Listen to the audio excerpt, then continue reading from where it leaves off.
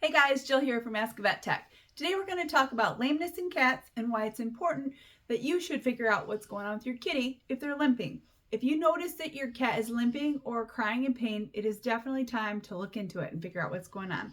Today we're going to talk about some things that can cause lameness in the front or the rear of your pet, and let's get into it. Lameness is not a disease, but it can be indicative to something that is going on in the musculoskeletal system of the pet. When you tell us that your pet has been limping, we look for a luxating patella, which is basically a dislocated kneecap. We look for arthritis in your pet, broken bones. Has it been hit by a car? Could it be a paw injury? Could it be a spinal issue? Could it be a blood clot? There's a lot of things that we look for. So let's dig into each one, talk about each one, and then you'll be best informed about what to do for your pet. First up is luxating patella. So what is a luxating patella? It's basically where the kneecap that's supposed to fit in a nice little groove on the femur slips in and out of its little groove. This can happen from just taking a bad step. There's a cup shape, sort of like this, and this kneecap sits inside of it. If the cup is not deep enough, the kneecap can just slip off, which causes a lot of pain for your kitty. It can cause quick onset lameness, and just as fast as it happened, it can go right back to where it's supposed to be. Sometimes you bring your kitty in, you're like, they were just limping for like 15 minutes and then all of a sudden they're better. Well, that could be a luxating patella. That's a grade 1 injury where it will correct itself. The further along in the grades, between 1 and 4, that's when the issues start to really come about. So you might not have noticed it as a grade 1. They might have just never given you any indication about it.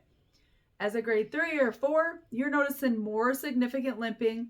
That is where surgery can come in and kind of help out. The doctor would do a surgery where they kind of hollow out an area on the femur, a little bit deeper, like I stated before. Make sure that that kneecap can sit down inside of there and not slip on and off of that bone. Having that surgery, yes, it's a major surgery, but it can definitely improve the quality of life in your pet. And if there's any arthritis change there, the doctor can remove that while they're doing surgery. If your cat does have luxating patella, about 40% of those cats end up with hip issues later on in life. So if you notice it, get it checked out before it turns into a much bigger issue. Your vet may need to do an x-ray to confirm their suspicion of a luxating patella. That is pretty standard of care. Definitely talk to your vet about this if you've noticed any weird little lameness here and there and then it kind of goes away.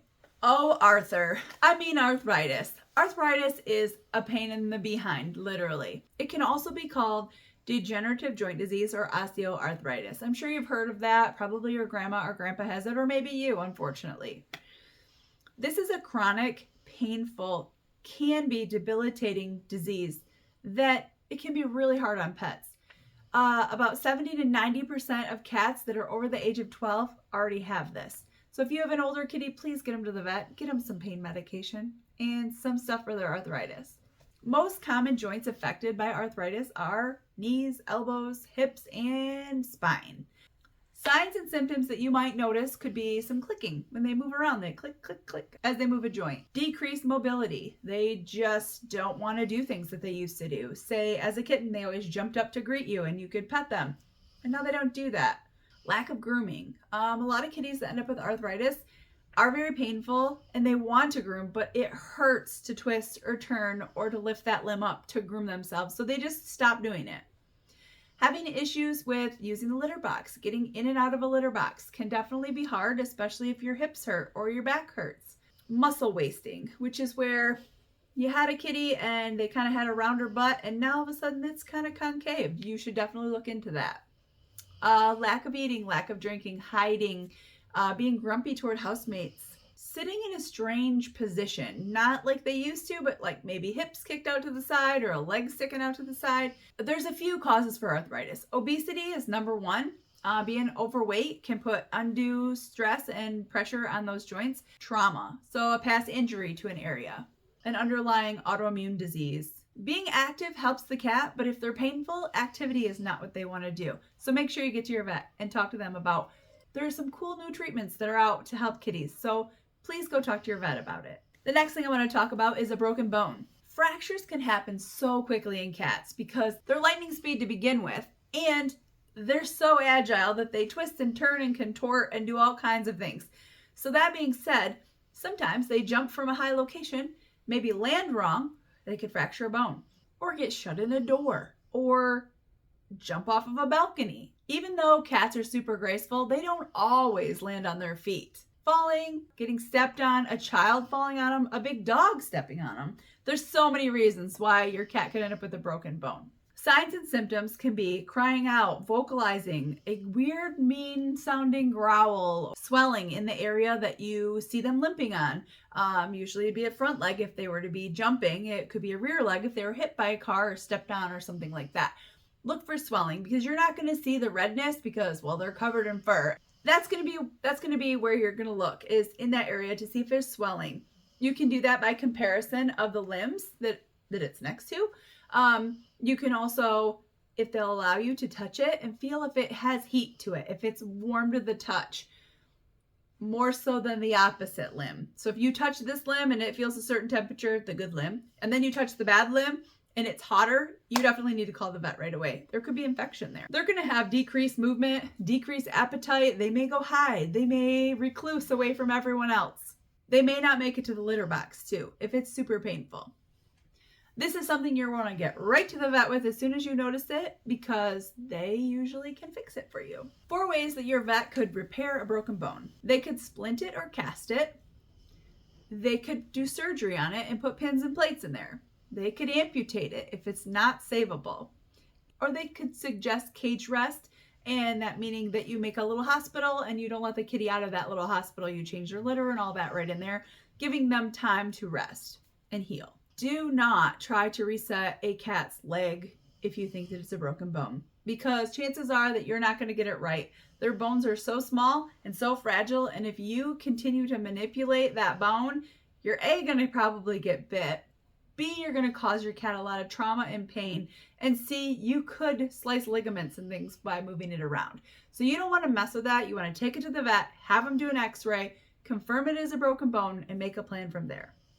The next thing I want to talk about is nerve damage. So kitties like to be up high, and when they jump down, gravity grabs a hold of them, drags them to the earth, right? Well, at that point, sometimes they can get a little off kilter and hit on one side of their foot or another, or extend those nerves that go from their toes all the way to their shoulder. And sometimes those nerves can get damaged. They're going to feel burning, tingling, numbness, pain, all that from this injury.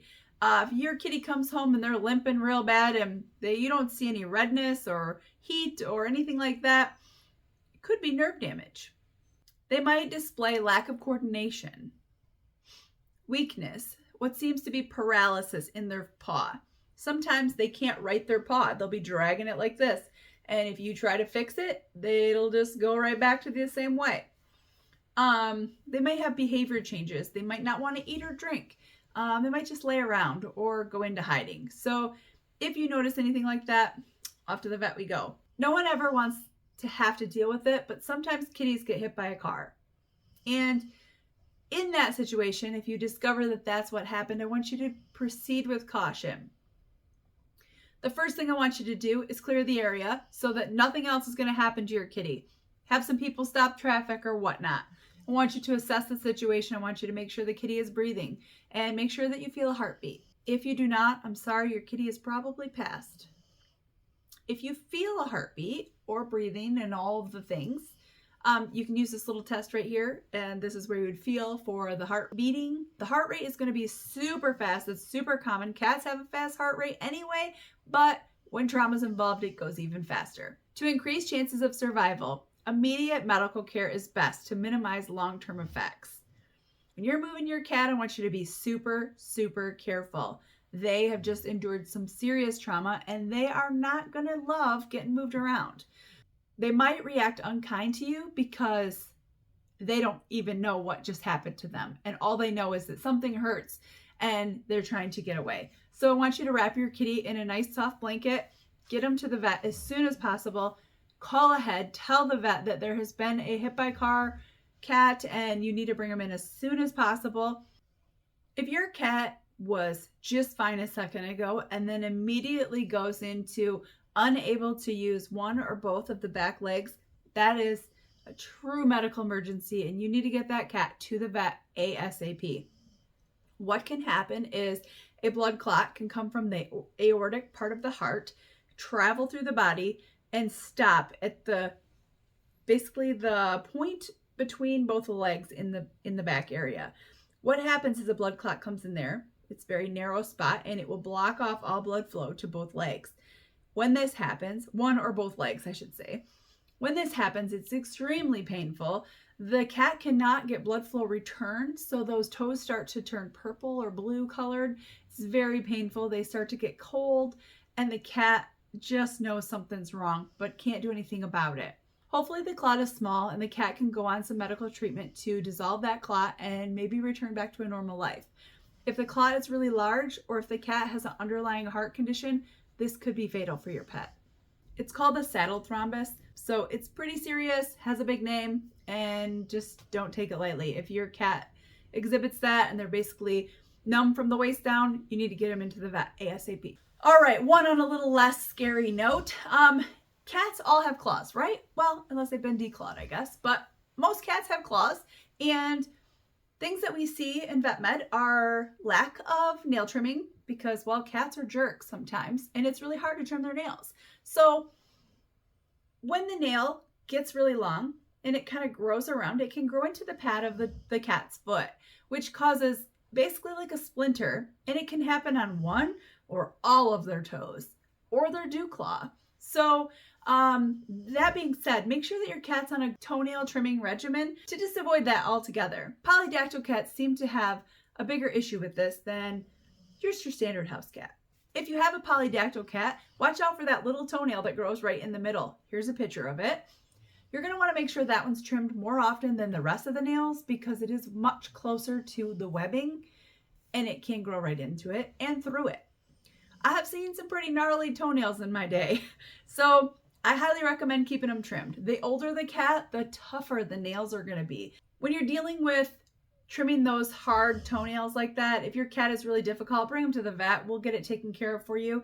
May have to sedate them if they're really fractious, but we need to get it taken care of nonetheless, because if you have a toenail that grows around and splinters in, it's going to cause infection and pain, and your cat's going to be miserable. Another thing can be that the toenails just growing longer, their nails have always been like this their whole life because they've been short and active and keeping them trimmed or chewed or whatever. And as they age, those nails get harder, like I said, and it can slowly, with those nails growing out, it can put undue stress on those toes. So those toes can actually become arthritic. Make sure you're getting them trimmed, offer them a scratching post, and hopefully you don't have to deal with that issue. If you have any questions or comments, please leave them below. I love hearing from you. And thank you so much for being a subscriber. I really appreciate every single one of you. If you haven't already, please like, subscribe, and share away. Remember, I'm here for you. You're here for your pet. Have a great day.